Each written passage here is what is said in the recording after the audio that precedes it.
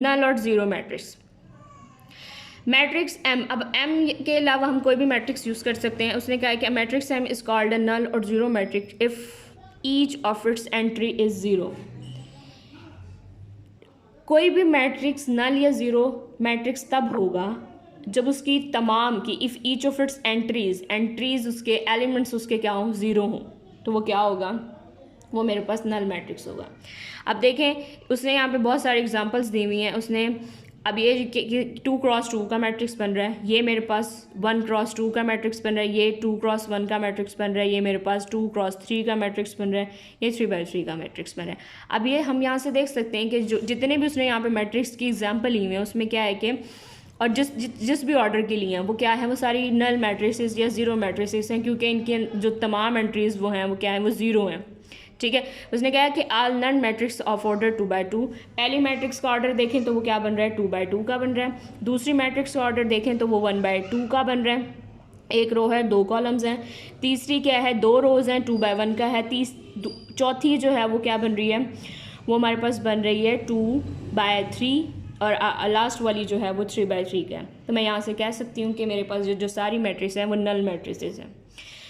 Last जो types है transpose of a matrix के, मैट्रिक्स का हम ट्रांसपोज कैसे ले सकते हैं। ठीक है, a matrix obtained by changing the rows into columns or columns into row of a matrix is called transpose of that matrix। किसी भी मैट्रिक्स का हमें ट्रांसपोज लेना, मतलब ट्रांसपोज मतलब ये कि उसको चेंज कर देना। अब उसको हम बेसिकली चेंज कैसे करेंगे, उसकी रोज़ को कॉलम्स में चेंज कर दें, कॉलम्स में तब्दील कर दें, और उसके कॉलम्स को रोज़ में चेंज कर दें, तो वो मैट्रिक्स का ट्रांसपोज कहलाएगा। ठीक है, वो क्या कह रहा है कि if A is a matrix, अगर हम कह दें, सपोज करते हैं कि हमारे पास कोई भी मैट्रिक्स है, ठीक है, then its transpose is donated by A की पावर टी। किसी भी मैट्रिक्स का आप ट्रांसपोज लेना चाहें तो सबसे पहले हमने क्या करना है, उसकी रोज़ को कॉलम्स में चेंज कर देना है और उसके कॉलम्स को रोज़ में चेंज कर देना है, तो वो उसका मैट्रिक्स कहलाएगा। वो कह रहे हैं कि हम इसको बेसिकली डोनेट कैसे करेंगे, कि अब रैंडमली मैं यहाँ पे कह रही हूँ मेरे पास ए है, मैट्रिक्स है, ठीक है, then its transpose is donated by A के पावर टी। हम ए के ऊपर छोटा सा टी लिख देंगे ऐसे, तो वो क्या होगा, वो उसका ट्रांसपोज होगा। अच्छा, आगे उसने कुछ एग्जांपल्स लिए हैं। अब हम इसे सॉल्व करते हैं कि हम इसको कैसे, मतलब हम किसी भी ट्रांसपोज, किसी भी मैट्रिक्स से हमने ट्रांसपोज निकालना हो तो हम उसको सॉल्व कैसे करेंगे।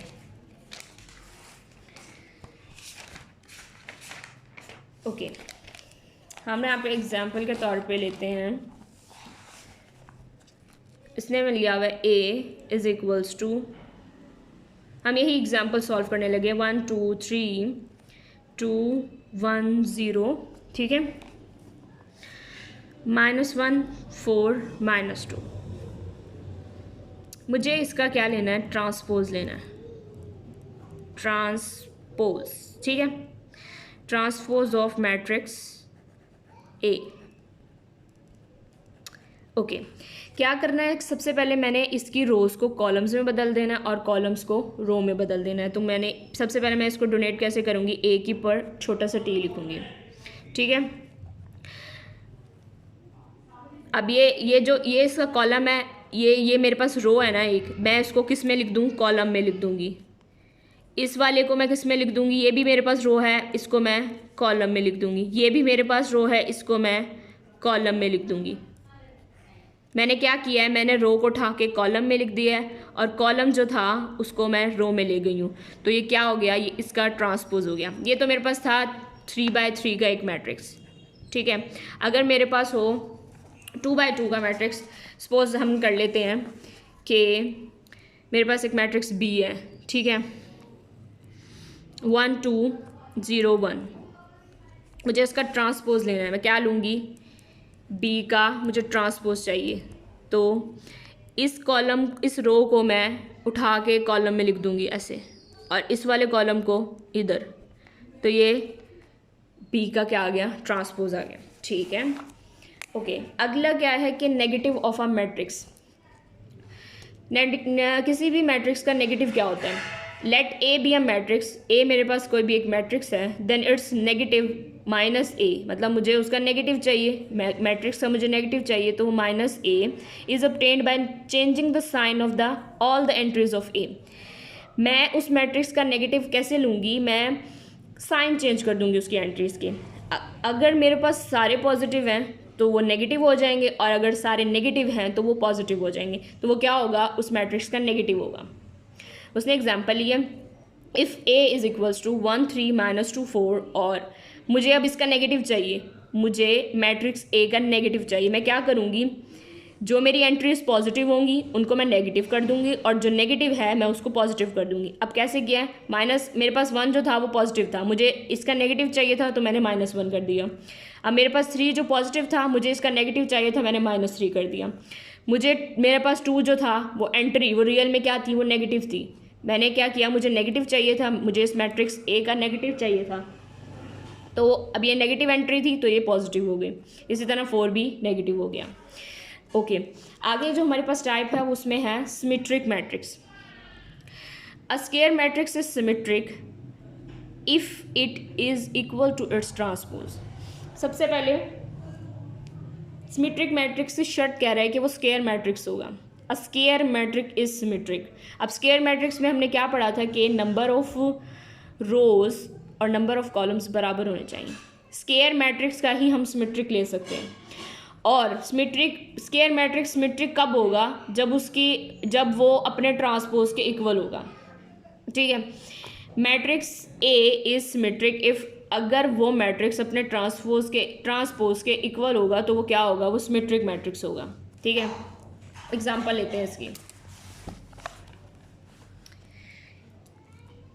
M is equals to 1 2 3 2 -1 4 3 4 0। सबसे पहले ये जो मैट्रिक्स M है ना, ये मेरे पास स्क्वायर मैट्रिक्स होना चाहिए। देखें, स्क्वायर मैट्रिक्स में हमने क्या पढ़ा था कि number of rows and number of columns बराबर हों। इसके 3 रोज़ हैं, 3 कॉलम्स हैं। ये मेरे पास मैट्रिक्स M जो है वो स्क्वायर मैट्रिक्स तो है। अब हमने क्या पढ़ा है कि सिमेट्रिक स्क्वायर मैट्रिक्स सिमेट्रिक तब होता है जब वो अपने ट्रांसपोज के इक्वल हो। ठीक है, अब यहाँ पर हम मैट्रिक्स M ले रहे हैं, तो मैं M का ट्रांसपोज लूँ और वो M के ही ओरिजिनल मैट्रिक्स M के इक्वल आ जाए तो ये क्या होगा, वो सिमेट्रिक होगा। ठीक, कर लेते हैं। अब हम M का ट्रांसपोज ले लेते हैं।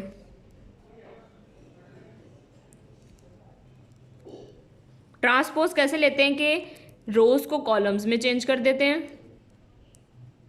मैंने इस रो को उठा के अपने कॉलम में लिख दिया। अब मैं इस वाली रो को उठाऊंगी और कॉलम में लिख दूंगी 2 -1 4। इस वाली रो को उठाऊंगी, अब कॉलम में लिख दूंगी। अब मैं यहाँ से देख रही हूँ कि मैंने जब M मेरा ओरिजिनल ये था, अब मैंने जब इसका ट्रांसपोज लिया है, ठीक है, अब देखिए ट्रांसपोज लिया तो मेरे पास भी वही मैट्रिक्स बन रहा है। ये मैट्रिक्स और ये मैट्रिक्स क्या है, इक्वल है। मैं यहाँ से कह सकती हूँ कि M का ट्रांसपोज इक्वल है M के। ठीक, अब मैं जब ये कह रही हूँ कि M का ट्रांसपोज M के इक्वल है, तो यहाँ से M जो है वो क्या है, वो सिमेट्रिक है।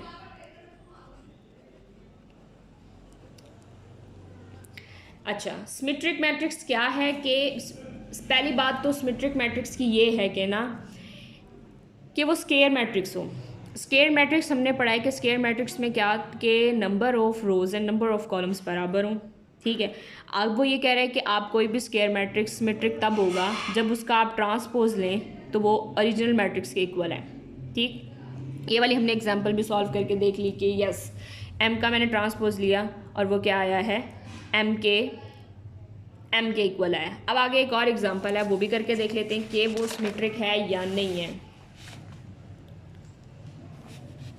A इज इक्वल्स टू 2 -1 3 1 3 2 2 1 और 3। पहली बात तो ये कि स्क्वायर मैट्रिक्स तो है। ठीक है, अब मुझे क्योंकि इसकी रोज एंड कॉलम्स बराबर हैं, मुझे इसका ट्रांसपोज लेना है। ट्रांसपोज कैसे लेते हैं कि रो को कॉलम में बदल दें और कॉलम को रो में चेंज कर दें। अब मैं इस वाली रो को पहली रो को उठा के कॉलम में लिख रही हूँ 2 1 3। दूसरी रो को उठाकर कॉलम में लिख रही हूँ -1 2 और 2। तीसरी रो को उठाकर मैं कॉलम में लिख दिया। अब मैं देख रही हूँ कि ये बराबर हैं, कि मैं एक ट्रांसपोज लिया और वो मेरे ए के ही बराबर आ रहा है या नहीं आ रहा। देखते हैं 2 -1 3। अब यहाँ पर हमारे पास माइनस नहीं है और यहाँ पर माइनस आ रहा है, यहाँ पर 2 आ रहा है, तो मैं क्या कहूँगी कि ए का ट्रांसपोज ए के इक्वल नहीं आ रहा, तो ये जो मैट्रिक्स स्क्वायर मैट्रिक्स ए है ये क्या है, ये सिमेट्रिक नहीं है। अगली जो टाइप है वो हमारे पास है स्क्यू सिमेट्रिक की। स्क्वायर मैट्रिक्स, अब इसमें भी वो क्या कह रहा है कि square matrix A is said to be skew symmetric if A का ट्रांसपोज जो है वो किसके इक्वल हो, नेगेटिव ए के इक्वल हो। पहली बात वो क्या कह रहा है कि वो स्क्वायर मैट्रिक्स होना चाहिए। स्क्वायर मैट्रिक्स स्क्यू सिमेट्रिक तब होगा जब मैं उसका ट्रांसपोज लूँ और वो नेगेटिव ए के इक्वल है। ठीक है, एग्जांपल देख लेते हैं इसकी। ए इज इक्वल 0 -2 -3 2 0 -1 3 1 और 0। ये मुझे उसने एक मैट्रिक्स दिया है। ठीक है, अब स्क्यू सिमेट्रिक, ये मैट्रिक्स स्क्यू सिमेट्रिक कब होगा, ये मैट्रिक्स स्क्यू सिमेट्रिक तब होगा जब मैं इस मैट्रिक्स का ट्रांसपोज लूँ और ये अपने नेगेटिव के इक्वल है। ठीक है, सबसे पहले क्या काम है, मुझे उसका ट्रांसपोज लेना है। मैं इसका अब क्या लेने लगी हूँ, ट्रांसपोज। इस रो को उठा के कॉलम में लिखूँगी, अब इस वाली रो को उठा के कॉलम में लिखूँगी, इस वाली रो को उठा के कॉलम में लिखूँगी।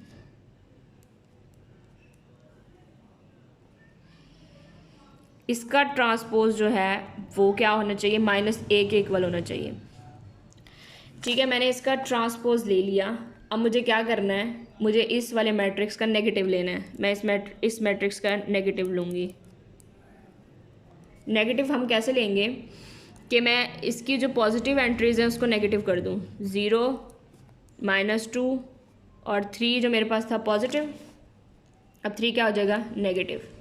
इसको 2 0 -1 3 1 और 0। अब स्क्यू, ये मैट्रिक्स स्क्यू सिमेट्रिक होगा जब मैं इसका ट्रांसपोज लूँ नेगेटिव ए के इक्वल आ जाए। अब आप यहाँ से देख रहे हैं कि ये दोनों मैट्रिक्सेस क्या हैं, इक्वल हो गई हैं। 2 0 0 2 3 2 3 -2 0 1 3 -1 0। तो ये क्या है, ये जो मैट्रिक्स ए है ये है स्क्यू सिमेट्रिक।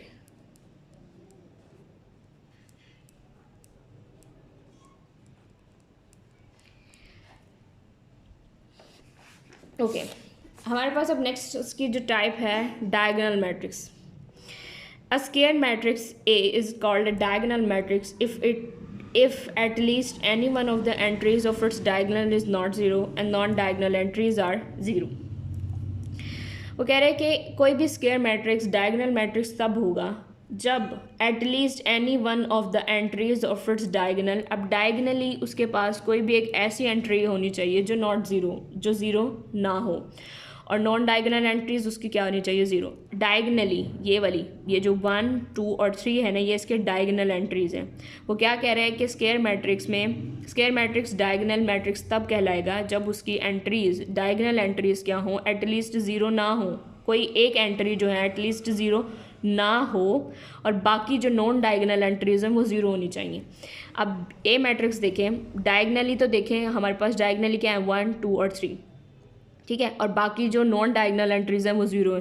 तो यहाँ से मैं कह सकती हूँ जो ए स्क्वायर मैट्रिक्स है वो क्या है, वो डायगोनल मैट्रिक्स है। बी में देखें डायगोनली 1 2 और 3, मतलब उसके पास जो डायगोनल एंट्रीज हैं वो क्या हैं, नॉन ज़ीरो हैं, और नॉन डायगोनल एंट्रीज़ क्या हैं, सारी उसकी 0 हैं।